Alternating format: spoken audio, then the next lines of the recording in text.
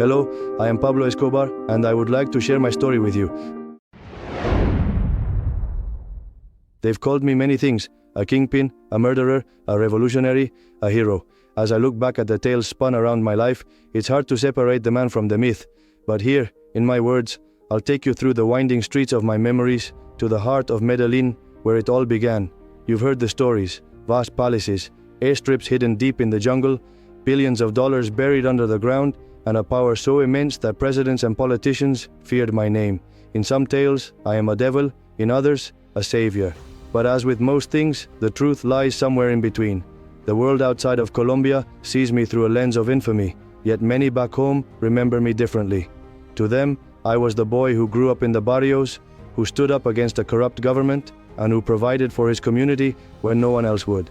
The line between good and evil blurred in the streets of Medellín, where children went to bed hungry and the future was uncertain. Yes, I built an empire that was both admired and feared, an empire that changed the very fabric of nations. But as we delve deeper into this journey, you'll see that my life wasn't just about power or money, it was about survival, loyalty, and a vision for Colombia.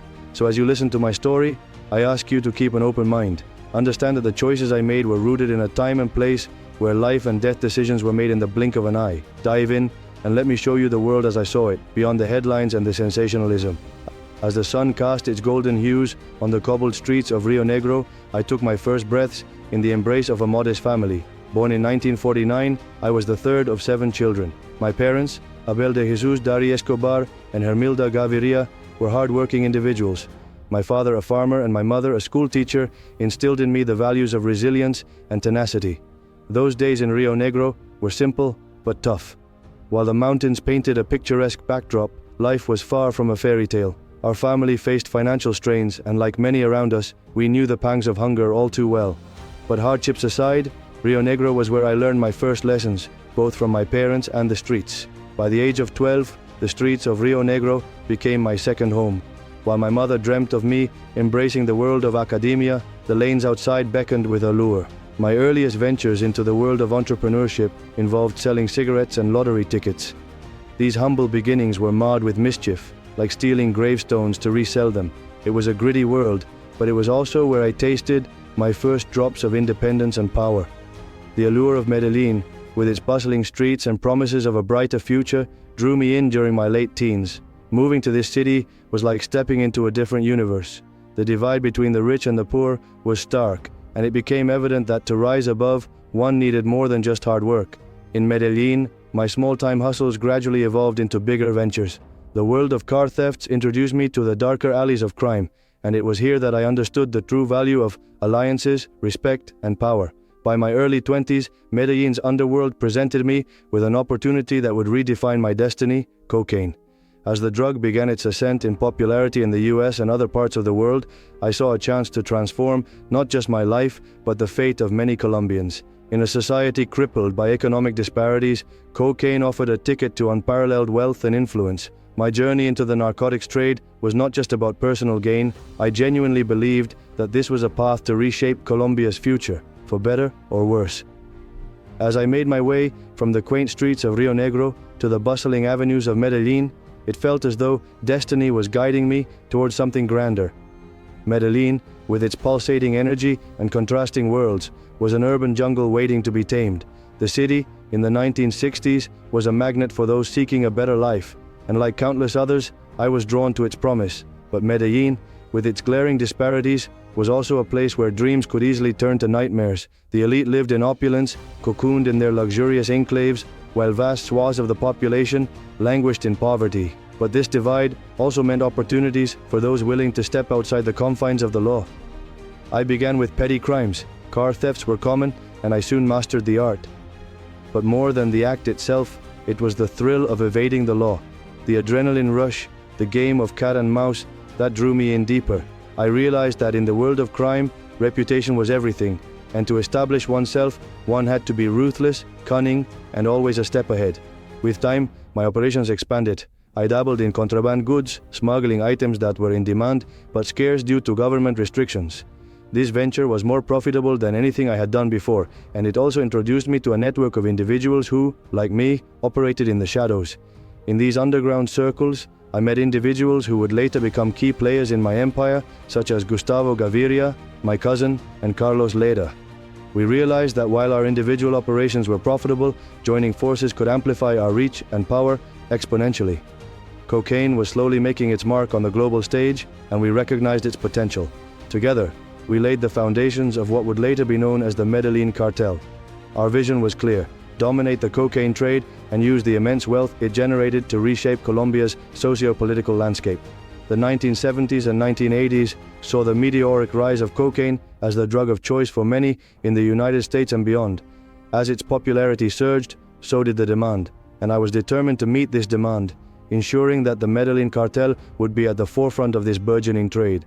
I often likened it to a gold rush, but instead of gold, it was the white powder that was transforming us into modern-day kings. It wasn't just about producing and exporting cocaine. To ensure the cartel's dominance, we forged strategic alliances with other criminal organizations, both within and outside of Colombia. These networks were crucial, not only for distribution, but also to ensure smooth logistics and to fend off rivals. Relationships with key government officials, law enforcement, and even paramilitary groups fortified our operations, ensuring our shipments reached their destinations and our adversaries were kept at bay. To the outside world, and to many within Colombia, I was a villain, the face of a drug epidemic wreaking havoc on communities far and wide. But in the barrios of Medellín and many other parts of Colombia, I was seen differently. The immense wealth generated from our operations flowed back into the community. I commissioned the construction of housing projects, schools, and hospitals. For many impoverished Colombians, I was their beacon of hope in an otherwise bleak world. But this duality had a darker side. While I played the role of benefactor, I was also unapologetically ruthless in maintaining the cartel's dominance. Those who posed a threat or defied our rule faced consequences, often fatal. The 1980s also marked a period of direct confrontations with the Colombian government. As efforts to extradite me and other cartel members to the US intensified, we retaliated.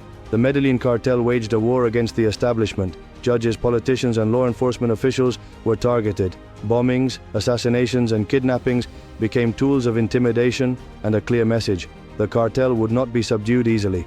In the world of drug trafficking, being opportunistic is paramount. As the demand for cocaine grew, especially in the United States, the Medellín Cartel, under my leadership, expanded its operations to meet this insatiable appetite. The mountainous terrains of Colombia provided the perfect environment for coca cultivation, and soon, vast fields were dedicated solely for this purpose. I knew that controlling both the supply chain and distribution networks was the key to dominance. Innovation was crucial, from developing more efficient methods of refining the coca plant into cocaine to establishing intricate smuggling routes involving planes, submarines, and mules. Every aspect was meticulously planned. We hid drugs in shipments of food, clothing, and even machinery, always staying one step ahead of the law enforcement agencies hot on our trail. Mexico, the Caribbean islands, and Central America became essential transit points. The complexity and vastness of these operations soon earned me the title, the King of Cocaine. With great risk came great reward. By the mid-1980s, the Medellín Cartel was responsible for up to 80% of the cocaine supply in the US, with an estimated worth of $30 billion. The money flowed as freely as the Magdalena River, transforming not just my life, but the entire city of Medellín. Mansions, private zoos, and lavish parties became emblematic of my status as the undisputed leader of the global cocaine trade. It wasn't just about wealth. The power and influence I wielded were unparalleled.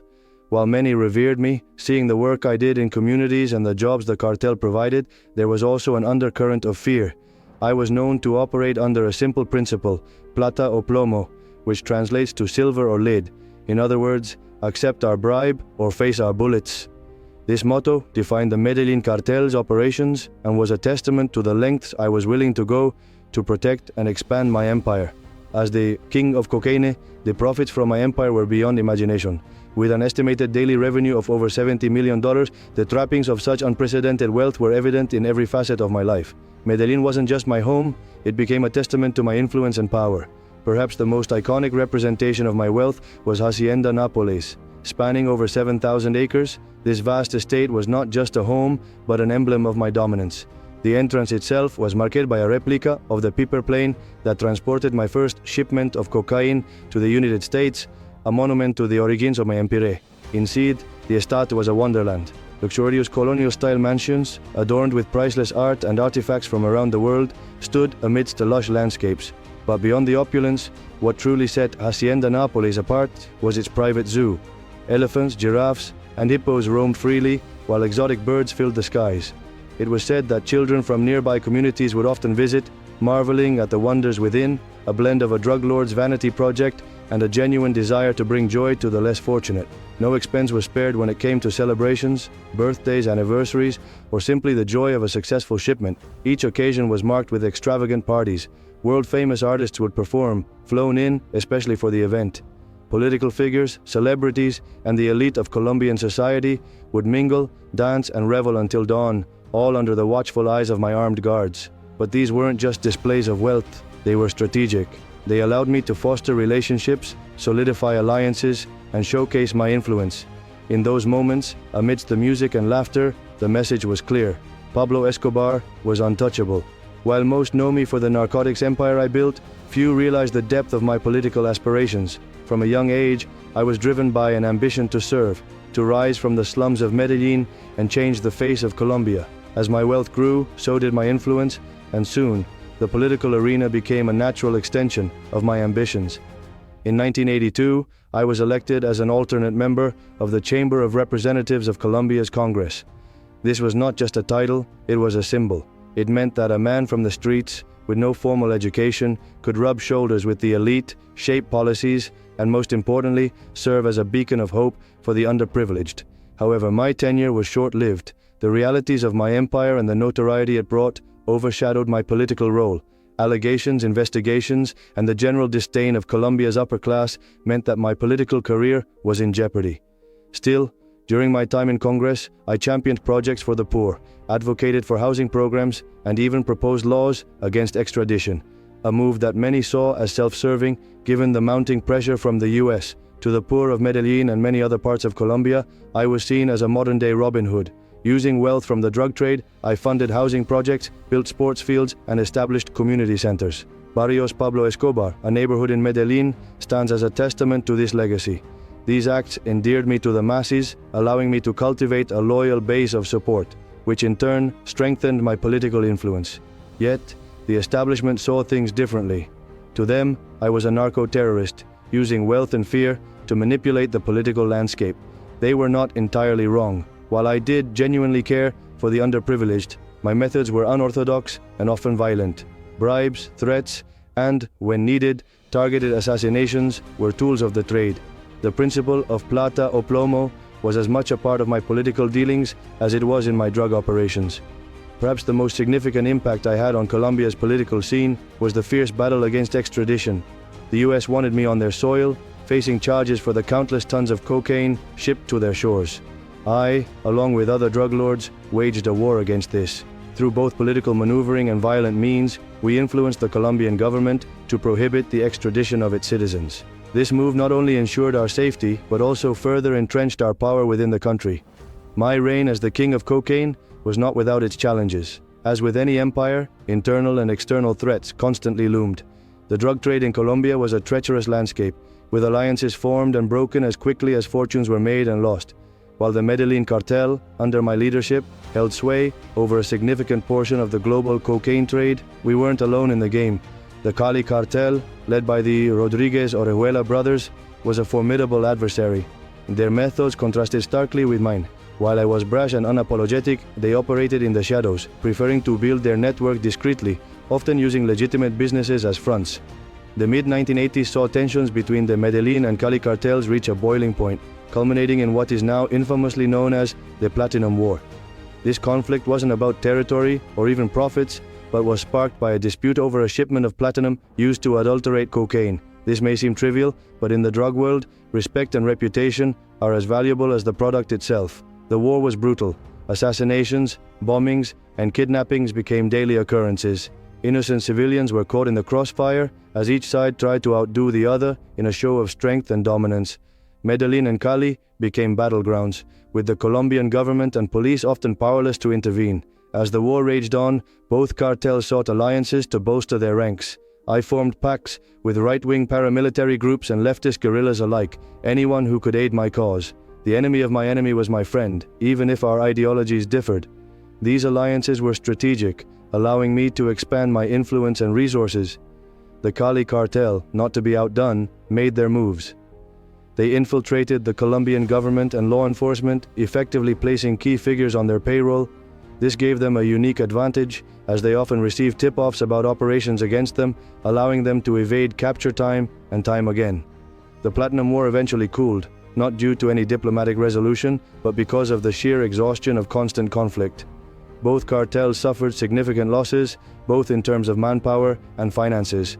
While neither side could claim a definitive victory, the landscape of the Colombian drug trade was forever changed. The battle shifted from the streets to the corridors of power, with both cartels realizing that influence over the state was the key to supremacy. While I managed to elude the Colombian authorities time and time again, the relentless pursuit by the US government became a constant thorn in my side. Their so-called war on drugs targeted me as public enemy number one. The Americans had vast resources, technologies, and a global reach. Their DEA agents collaborated closely with Colombian law enforcement, providing them with intelligence, training, and resources to capture me. I've always found it ironic.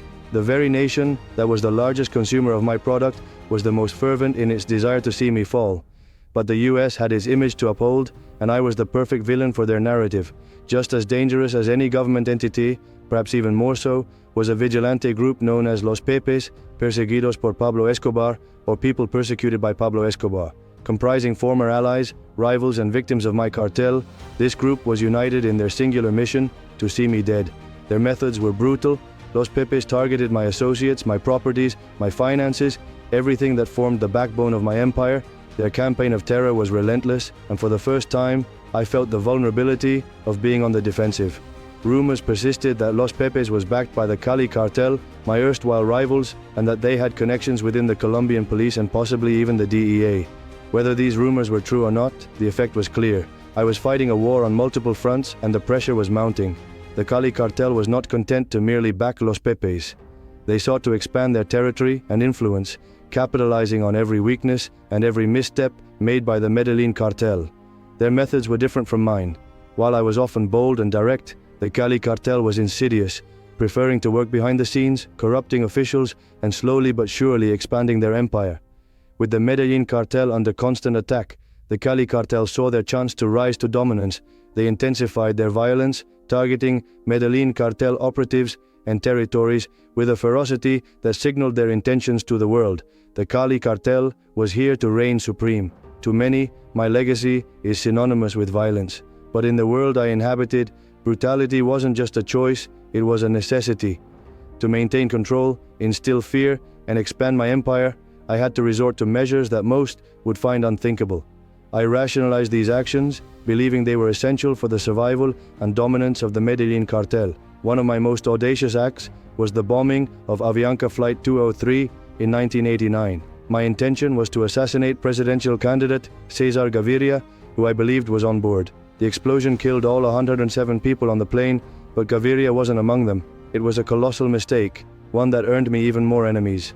Then, there was the siege of the Colombian Supreme Court in 1985, orchestrated by the M19 guerrilla group on my orders. My aim, to destroy evidence against me. The result was a bloodbath, with over 100 people dead, including 11 Supreme Court justices. Bombings became a hallmark of my power. Public spaces, government buildings, newspaper offices, nowhere was safe from my reach. The Medellín cartel was sending a clear message: oppose us and face the consequences. But it wasn't just about maintaining control, it was personal. When enemies targeted my family or close associates, my retaliation was swift and devastating.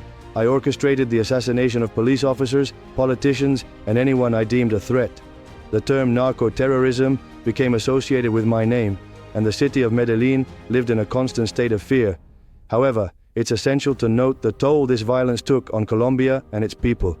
Thousands of lives were lost due to my orders or those of my rivals. Families were torn apart. Entire communities lived in the shadow of the drug trade and the destruction it brought. And as much as I saw these actions as necessary, there were moments of introspection where the weight of my deeds weighed heavily upon me. But in the drug trade, there's no turning back, and I had to press forward, regardless of the cost. Being at the helm of the Medellín cartel, I had more money than most could ever dream of, and power that permeated every corner of Colombia. But there was one thing that kept me up at night: extradition. The thought of being handed over to the US, stripped of my power, and subjected to their justice system was my worst nightmare. In the US, my money couldn't buy the system, and my influence was limited. To stave off this threat, I unleashed a campaign of terror, coining the phrase plata o plomo, silver or lead. It was a simple yet chilling proposition for those in power: accept my bribes or face assassination. Judges, politicians, police officers, no one was immune from the reach of the Medellín cartel.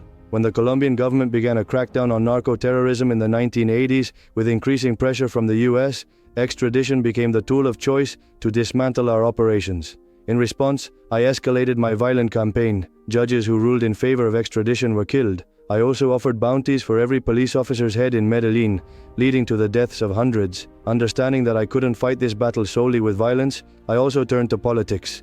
In the late 1980s, I even pursued a seat in the Colombian House of Representatives, managing to secure it as an alternate member. My stint in politics was short-lived due to the outcry over my involvement, but it was a testament to my audacity and reach.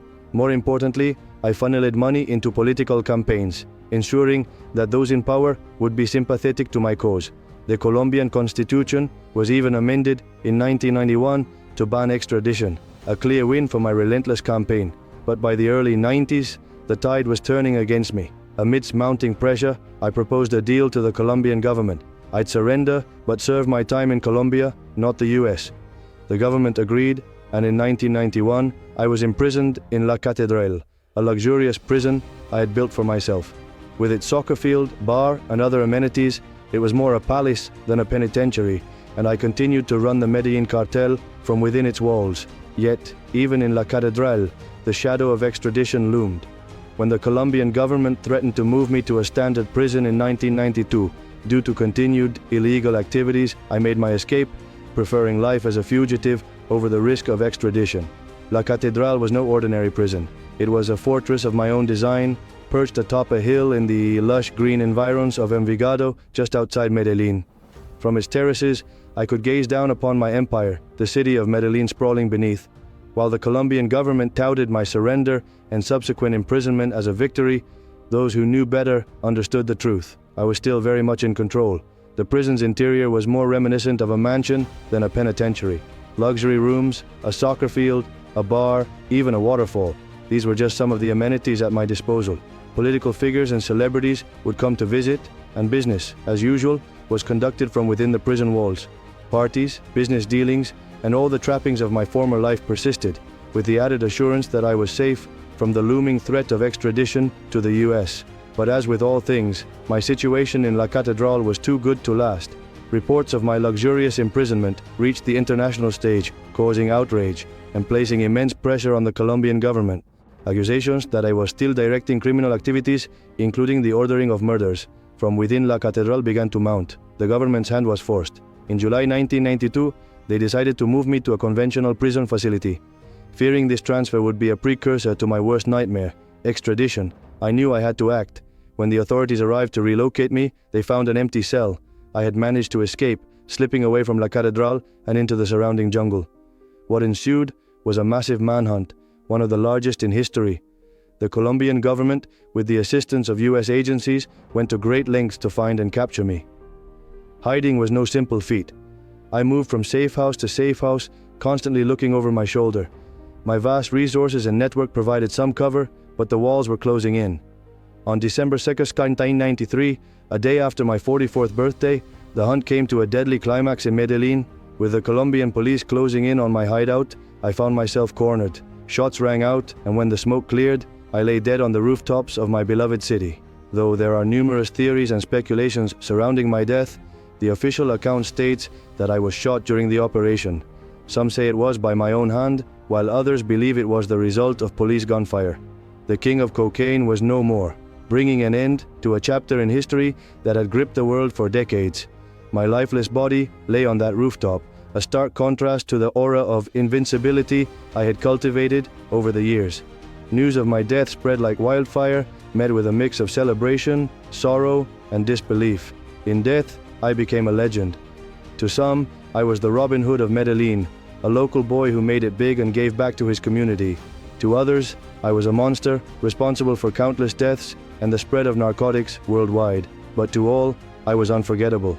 The Colombian government, with support from the US, had eliminated their biggest adversary, but the drug trade did not end with my death.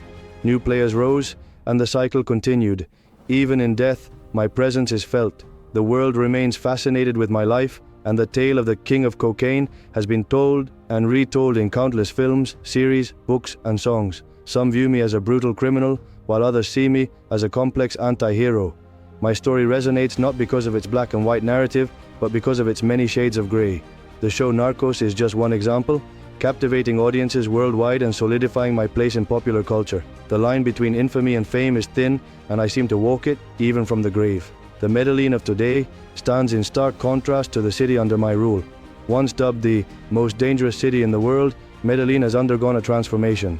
Efforts to eradicate violence, combined with social programs and urban development projects, have revitalized the city. The youth of Medellín now aspire for innovation and change, rather than the drug trade. The scars remain, but they're fading. The city's resilience is a testament to the indomitable spirit of its people. If one were to reflect upon the life I led, the conclusion would be rife with paradoxes. I was a loving father and husband, yet I showed no mercy to my enemies. I built houses for the homeless, but I also built an empire on the suffering of millions. My life serves as a cautionary tale about the intoxicating allure of power and the devastating consequences of unchecked ambition. In the grand tapestry of history, my story serves as a stark reminder. The choices we make define us, but they also shape the world around us. Every decision, every action, ripples outwards, affecting countless lives in ways we may never fully comprehend.